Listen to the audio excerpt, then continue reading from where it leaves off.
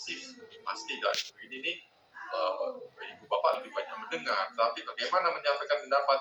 Maka di komponen D saya minta adalah ibu bapak bisa saling bertukar hasil analisisnya, ya. Dari memilih video ataupun artikel mana yang dipilih, kemudian dijawab 3 komponen. Nah, 3 komponen itu kemudian saling tukar dan kemudian saling memberikan pendapatnya, gitu ya. Tetapi pendapatnya nggak boleh normatif, misalkan sip, bagus, nggak seperti itu. Tapi misalkan penjelasannya runtut, namun ada yang kurang di aspek bagaimana tadwin Al-Quran. Nah, seperti itu. Jadi harus ada penjelasan operasionalnya, ya. Nah, kemudian masing-masing tugas itu tiap harinya dimohon sore itu sudah bisa dikumpulkan sehingga nanti petang malam itu bisa koreksi lebih awal, memberikan feedback lebih awal sehingga tidak tertunda-tunda. Kemarin banyak dari kelas-kelas yang lebih awal itu karena mungkin pada waktu orientasi itu kurang memahami, ya sedang ikut atau kurang teliti, maka seringkali hanya persoalan teknis itu membuatnya terlambat. Bagaimana ini merevisinya, bagaimana menguploadnya, di mana tombolnya, ya hanya hal yang teknis saja. Nah, ini akhirnya terlambat, ya. Kemudian akhirnya setelah ujian tes akhir modul itu masih ada beberapa yang belum selesai, ada yang beberapa yang tidak bisa mengerjakan tes akhir modul karena apa? Syarat dari tes akhir modul itu adalah sudah selesai tugas semuanya. Jadi seperti itu.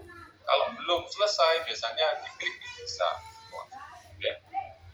Dan kemudian pada pada hari ketiga itu ada tes formatif, itu biasanya berpikir sekitar 2 menit. Ya, kalau ada 15 berarti 30 menit. Kemudian ada Vicon lagi. Nah, Viconnya ini nanti hari ketiga, jamnya bisa fleksibel.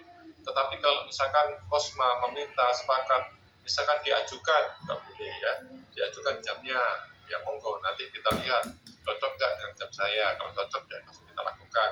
Atau misalkan diajukan sehari sebelumnya, di hari kedua juga boleh. Jadi wajib video conference atau Vicon itu hari pertama sebagai persiapan, kemudian hari kedua sebagai evaluasi, gitu ya. Kemudian setelah tes formatif itu ada tugas PBL atau analisis materi. Nah, di analisis materi ini nanti dilihat di kontrak kuliah, di situ ada lembar LK4 ya, analisis penentu penyebab masalah. Analisis penentu penyebab masalah. Ada 3 kolom, Bapak. Nah, di sini berbeda dengan LK3.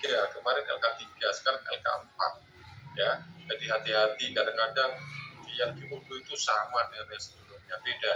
Ya, kolom pertama itu hasil eksplorasi penyebab masalah. Kolom pertama ini diambilkan dari LK3 itu, Bapak. Ya, apa saja hasil eksplorasi kemarin. Nah, itu tulis. Kalau misalkan hasil eksplorasi ada 5, ya tulis 5. Apa saja penyebab masalah kemarin, ya.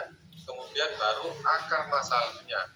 Nah, akar masalahnya berarti sesuatu yang memicu, ya, memicu terjadinya masalah tersebut. Itu di kolom 2. Kemudian analisis akar penyebab masalah. Nah, di sini kalau yang ketiga itu baru menjelaskan kira-kira pemicunya. Misalkan kalau di medis misalkan ya, darah tinggi, misalkan ya, darah tinggi itu karena pemicunya adalah tingginya kolesterol, misalkan saya nggak paham ya, tingginya kolesterol. Nah, maka di kolom ketiga analisis akar penyebab masalah kita jelaskan kolesterol itu apa, bagaimana terjadinya kolesterol dan seterusnya. Jadi seperti itu ya.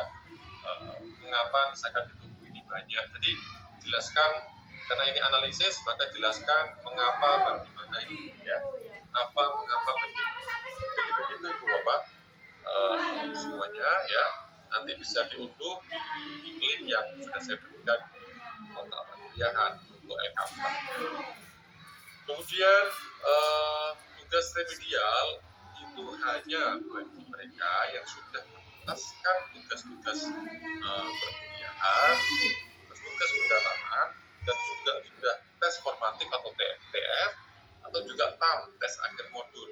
Namun ternyata hasil ratanya itu di bawah KKM, di bawah skor 70.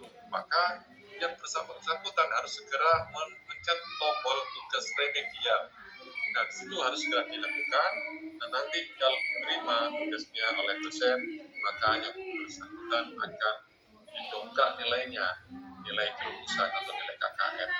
Jadi begitu Ibu Bapak sekalian terkait dengan LMS ya, dan saya singkat-singkat saja ya, nanti bertanya jawab yang akan kita prioritaskan. Berikutnya adalah terkait dengan isi. Kalau tadi terkait dengan sistem atau teknis ya. Terkait dengan isi, buat sekalian, kita sekarang ini belajar SKI. Jadi SKI ini adalah berbeda dengan SKI-nya siswa. Kita ini SKI-nya mahasiswa. Ya, SKI yang ada di modul tentu karena ini adalah pendidikan profesi, maka karena kita mahasiswa di atas S1, maka modul di sini disiapkan oleh panitia nasional, memang levelnya di atas sedikit, ya satu level di atas S1. Kalau saat S1 itu menurut KKNI itu level 6, maka di sini level 7. Kalau level 8 itu master atau magister, kalau level 9 itu doktor. Itu menurut KKNI. Nah, pada KB pertama kita akan mengkaji tentang bagaimana budaya Islam dan perkembangannya dari masa ke masa, yaitu dari masa Khalifah Rasyidin, masa Abu Bakar As-Siddiq, masa Umar bin Khattab, masa Sayyidina bin Abbas, masa Sayyidina Ali bin Abi Thalib ya. Masing-masing kita akan melihat betapa misalkan mulai dari biografi, pergerakan, perjuangan ya untuk memvisualisasikan nilai-nilai Islam itu masing-masing punya cara, punya karakter, punya program yang satu sama lain berbeda-beda. Tetapi ada yang juga berkelanjutan, misalkan terkait dengan tadwin Al-Quran misalkan ya, dalam rangka memantapkan pembelajaran Al-Quran misalkan ya, Kurdis begitu, maka yang pertama diingat adalah sejak misalkan banyaknya wafat para syuhada zaman Sayyidina Umar bin Khattab, Abu Bakar As-Siddiq misalkan. Kemudian ada usulan untuk pembukuan Al-Quran ya, karena para sahabat itu banyak yang gugur di medan perang dan seterusnya.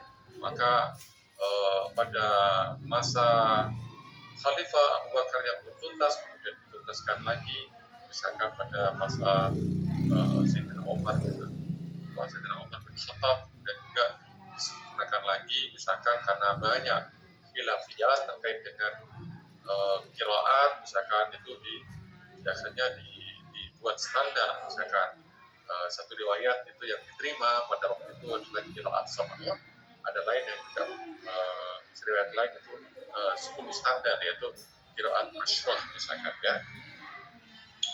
Nah, yang paling sering kita dengar misalkan qiraat itu kalau menurut riwayat Wasim dari Hafiz itu imal itu hanya satu dalam Quran, yaitu Bismillahi majriha wa mursaha. Tapi riwayat yang lain misalkan ya itu banyak imalahnya, terutama pada alif-alif lainah misalkan surat Ad-Duha misalkan wadduhi wal-laili idza saji ma wadda'aka rabbuka wa ma qala dan seterusnya. Ini beberapa contoh ya, misalkan riwayat Warsh misalkan alif lam mim dzalikal kitab la raiba fihi hudan lil muttaqin alladzina yu'minuna bil ghaibi wa yuqimuna as-salata wa mimma razaqnahum yunfiqun. Ada banyak riwayat-riwayat yang berbeda ya, riwayat Wars, riwayat Qolun, Nafi dan seterusnya. Itu banyak waktu zaman Sayyidina Utsman, kemudian diambil mana yang paling kuat riwayat-riwayatnya untuk bisa tetap digunakan. Nah, kalau di Indonesia itu riwayat Hafs ya dari Asim. Nah, nanti kalau misalkan ibu bapak misalkan kok beda bacaannya, hati-hati jangan gegabah kemudian tergesa-gesa menyalahkan, karena bisa jadi itu beda riwayat ya. Kok begini bacaannya gitu ya.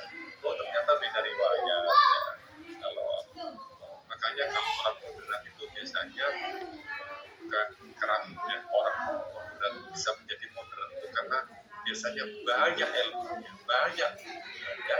Kalau gurunya cuma satu dua ya akhirnya cenderung suka menyalahkan yang lain, karena ya itu tadi pengetahuannya ya hanya sempit ya dari satu sudut pandang ya saja. Tapi kalau sudah banyak guru, banyak kitab yang dikaji ya, ternyata misalkan usulan fikih misalkan itu luas sekali, apalagi misalkan masalah tarikh tasyri', yaitu sejarah penetapan hukum Islam. Contoh misalkan yang terkenal bagaimana dalil-dalil nakli itu yang satu sama lain kemudian itu saling bereduksi. Contoh misalkan tentang khamr itu di awal tidak diharamkan, boleh-boleh saja ya, tapi diingatkan ada banyak madorotnya daripada manfaatnya. Nah, kemudian mulai ada sedikit larangan. Nah, larangannya kapan? In kuntum wala taqrabus shalah in kuntum sukara. Kalau pas lagi mabuk jangan sholat, kan gitu kan maksudnya ya kan.